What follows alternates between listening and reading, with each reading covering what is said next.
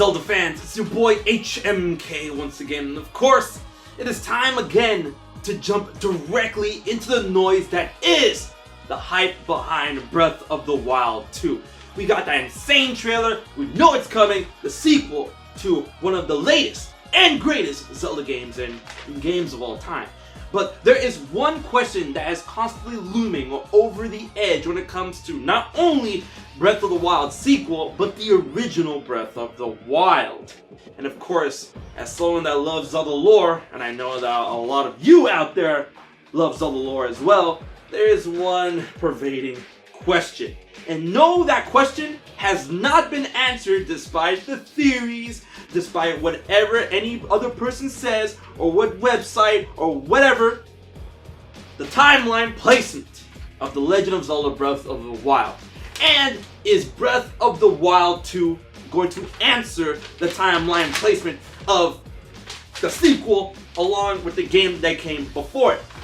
Now, the whole shebang comes up like this because I have a lot of things to go over when it comes to, oh wait, we know the timeline placement. It's this timeline, it's that timeline. No, it's all three of the timelines. Dragon Break, it's a new timeline. Nothing has been officially confirmed or set in stone. Now, if you are somewhat new here to Zelda or Zelda games or anything, here's the TLDR. The Legend of Zelda has an extensive Zelda timeline that takes each self-contained story and brings it all together in a huge legend. Haha. Get it. Anyways, after the game Ocarina of Time, there was something that happened in the game, of course, when it comes to the narrative, pulling out the Master Sword, yada yada yada, that resulted in 3 timelines, in 3 splits within the timeline, you know, what if scenarios, whatever the fuck, right? And we have the adult timeline, the child timeline, and the downfall timeline, alright? You get a choice at the end of Ocarina of Time. You should know the whole spiel by now, right? And what we have confirmed when it comes to Breath of the Wild and where it could take place in the timeline is 2 main things and little bits of details that have been sprung off from those 2 main things. And that is, Breath of the Wild does take place after Ocarina of Time, which is the 4th game in the timeline, Skyward Sword, Minish Cap, 4 Swords, and then Ocarina of Time, right? It takes place after that, and it is the last game ever, of course before, you know, Breath of the Wild 2 comes out, it is the last game in the timeline, wherever it is. Which is, you know, kind of goes hand in hand. Okay, it takes place after Ocarina of Time. It would take place after Ocarina of Time if it's the last game in the timeline. But we have other footnotes that have been confirmed by the Zelda team, Eiji Aonuma, Fujibayashi, and more. Alright, Fujibayashi being the director of Breath of the Wild, Skyward Sword, Breath of the Wild 2, Hidemaru Fujibayashi, yes. So, long after the previous games, that's when Breath of the Wild takes place in whatever point in time after the Zelda timeline, within the Zelda timeline. It is very long, excruciatingly long after any of the previous games. Now, the last game, when it comes to each timeline, you know, the adult timeline, the last game is Spirit Tracks, alright? The last game in the child timeline is 4 Swords Adventures, alright? The last game in the downfall timeline is Zelda 2, alright? So it's way after any of those prospective choices. Remember that, alright? Now, does it take place? It does take place in the timeline. They've confirmed multiple times, Eiji Aonuma and Fujibayashi have confirmed it does take place in the timeline. It does have a placement. However, they have not publicly announced where it takes place in the timeline, and they have to, like, think about where it takes place, because, I mean, they do a lot of retroactive stuff when it comes to the Zelda series. It ain't perfect, guys, right? It does take place in the timeline, and they said that we don't want to outright announce it for inconsistencies, and we didn't want to, you know, focus too much on its timeline placement because they didn't want to feel limited while telling the story. Yes, Breath of the Wild does have a story, a pretty good story. It's just that the way it's told isn't that good. Breath of the Wild has a story, a great one, an amazing one. It's just that the way they told it is not good, right? So it does take place in the timeline, and they didn't want to be limited, so they didn't want to come out here and say, hey, Breath of the Wild, that timeline. But wait, there's something in the, oh no, bad, right? So, it does take place on timeline. However, there's a big shebang that happened with the official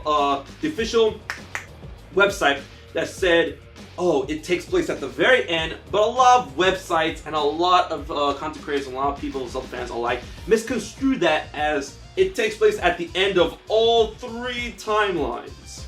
Because if you look at the website, that is, it's Breath of the Wild at the bottom. There goes the 3 timelines, and it's at the bottom. That's not how it works. They weren't connected. It's just confirming what they said years ago. Where like, oh, it takes place at the end of the timeline, long after every previous game.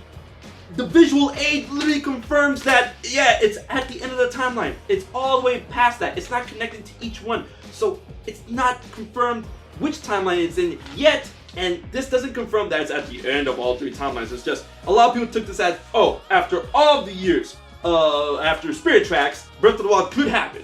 Oh, after all the years, after Four Swords Adventures, yeah, Breath of the Wild could happen. Oh, after all the years of Zelda 2 happening, yes, Breath of the Wild can happen, right? But here is the biggest kicker to everything about the potential of Breath of the Wild to finally putting us to rest when it comes to this debate. Fujibashi has been on record saying, keep on the lookout for future Zelda games on how they can incorporate everything into the Zelda mythos and the meta series and the timeline, and how Breath of the Wild could be incorporated into all of that. And that was before Breath of the Wild 2 was announced.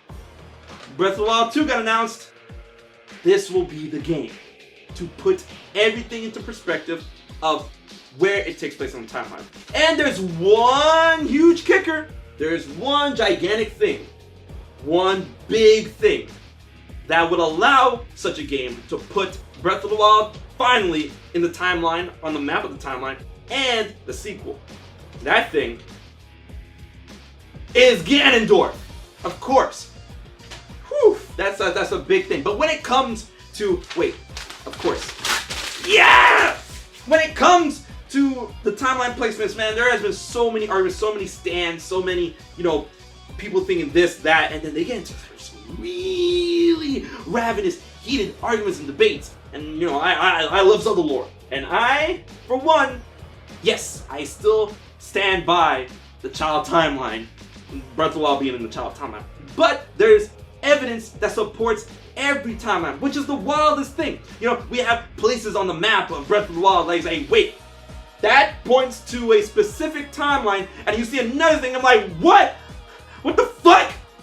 What are you doing there, bro? And then all the Zelda lore that we have to be studying when it comes to the books of Hyrule Historia, which has the first iteration of the Zelda timeline. And, this was released how many years ago, right around Skyward Sword, and so that wasn't really a debate, but it gives us the roadmap finally, because that was the first time that the Zelda timeline was confirmed outright by Nintendo. But everyone's like, oh, I don't agree with it because there's so many inconsistencies. But that's the word of God, and you have to accept it because these are the books, right? And then we have arts and artifacts, which gives us good insight to specific things within items, within the Zelda lore, and then you can use that to piece together aspects of the past of Zelda going forward with Breath of the Wild. And then of course we have Zelda Encyclopedia, which retconned only a wee bit of the Zelda timeline, and with this we're able to know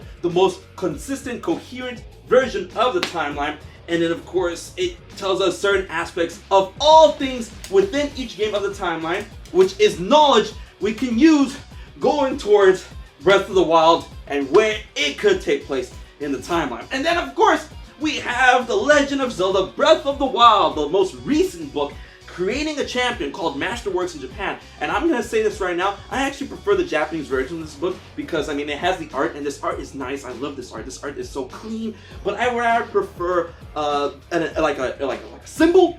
They had the Sheikah eye in the Japanese version, and then, the other books had like the Triforce, the Gate of Time, and of course, the royal insignia, whatever. So this book is actually the biggest book out of all of the books, right? And it gives us way cool, information on all things Breath of the Wild. However, in this book, this cursed, beautiful book, it gives us a lot of, missing what-if context with certain things. Is like, oh wow, the Triforce. We haven't heard of the Triforce for the longest, even though the symbol on Zelda's hand, when she activated the Zealand power, could that be the Triforce? And they answer our questions with more questions. And it just really seems that Nintendo and everybody on the development team, they're playing an intricate game. We're playing their game, which is an intricate game of them building up to an explosion of lore that will finally have everything concrete about going forward in the Zelda series, about how Breath of the Wild and Breath of the Wild 2 is traced back to the lore of the Zelda timeline. And Ganondorf, I feel, is a huge playmaker. Now, like I said before, when it comes to the Breath of the Wild story, a lot of people say, oh, the story's bad, oh, the story wasn't that great. It was the storytelling of the game that wasn't that great. But the story itself within Breath of the Wild was actually pretty good. But I feel Nintendo has taken a lot of that into, account when developing Breath of the Wild 2. Because, of course, they do listen to the fans when it comes to us saying things. The whole reason why Skyward Sword exists is because we come out and say, hey man, we want different game, Zelda formula, bad. They made the game and they're like, man, what's this? This ain't Zelda. And they're like, okay, we tried changing the Zelda formula for Skyward Sword, let's try changing it up again for Breath of the Wild. And they did, and then people are still online saying, that's not Zelda. They're like, what do you want? What do you want? What do you want? Breath of the Wild is great, it's a Zelda game, it's a great Zelda, right? So, there's so much lore within Breath of the Wild, but the way it was told is just not that great. But I feel Nintendo's gonna take those criticisms to heart moving forward with Breath of the Wild 2, and the fact that we see our boy Ganon in the trailer, and the trailer seems very dark, but it seemed very story focused, like there's gonna be a grand story to tell. Not only with the fact that Ganondorf returns, and not only the fact with the seal and the arm, but of course the murals that you see in the trailer showing Ganondorf with his trident on a horse with his followers getting ready to do a raid or go into the annals of war or whatever, that seems very story driven. And of course that very dark flash of light showing us what potentially happened to Ganondorf. That's the element of something that is going to be told in a grand story. What is the mystery behind Ganondorf? Why did they try to write him out of history? What is he doing there? How did he get sealed? What is the true lore behind the fallen great king of evil? And then of course, as we all know, Zelda fans, if you are a Zelda fan, Ganondorf, when it comes to being the great king of evil, is a huge playmaker within various Zelda games that tie it all together within the timeline. Ganondorf coming to power in Ocarina of Time, but then he was, he split, the timeline was split, and of course each of his individual fates was a bit different. Ganondorf became the great king of evil, he was defeated, but he came back in the adult timeline. In the child timeline, he never really truly rose to power because they stopped him thanks to Link's warning and using the Triforce of Courage as proof. And then he was executed, but didn't die because, the Triforce works in very mysterious ways. And then he came back in the advent of Twilight Princess, but then died again. And then of course, moving forward with the downfall of timeline, he did rose to power, he won!